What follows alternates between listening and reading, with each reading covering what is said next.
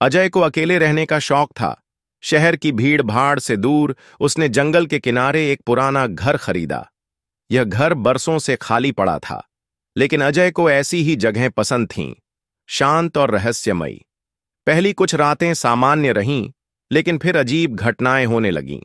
रात के समय दरवाजे पर दस्तक सुनाई देती, पर जब अजय दरवाजा खोलता, वहां कोई नहीं होता।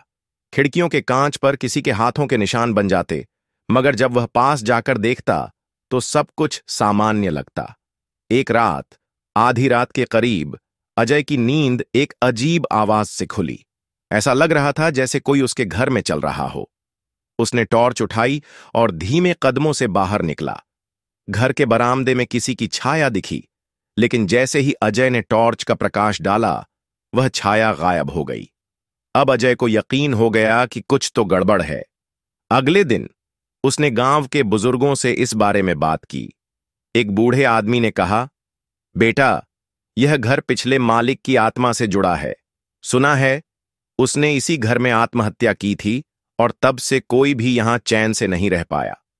अजय को इन बातों पर भरोसा नहीं था, लेकिन मन में हल्की सी घबराहट थी।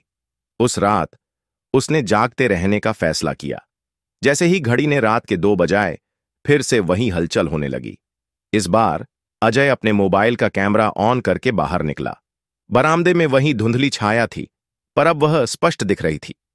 एक अधेड़ उम्र का आदमी, फीकी आंखों और सफेद कपड़ों में।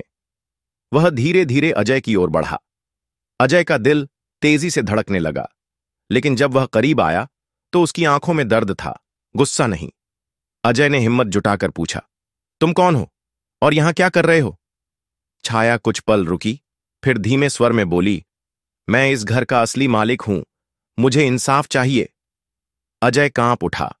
उसने गांव के बुजुर्गों की बात याद की। अगले दिन उसने तहकीकात शुरू की और पता चला कि उस आदमी को उसके ही किसी करीबी ने धोखा देकर मार दिया था, लेकिन इसे आत्महत्या बताया गया था।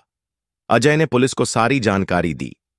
कुछ हफ्तों की जांच के बाद सच्चाई सामने आ गई और असली अपराधी पकड़ा गया। उस रात जब अजय अपने घर के बरामदे में बैठा था, उसे लगा जैसे कोई हल्की सी मुस्कान के साथ उसकी ओर देख रहा हो। उसके बाद से घर में कोई अजीब घटना नहीं हुई, लेकिन रहस्य अब भी बना हुआ था। क्या आत्माएं सच में न्याय का इंतजार करती हैं? और वो कौन था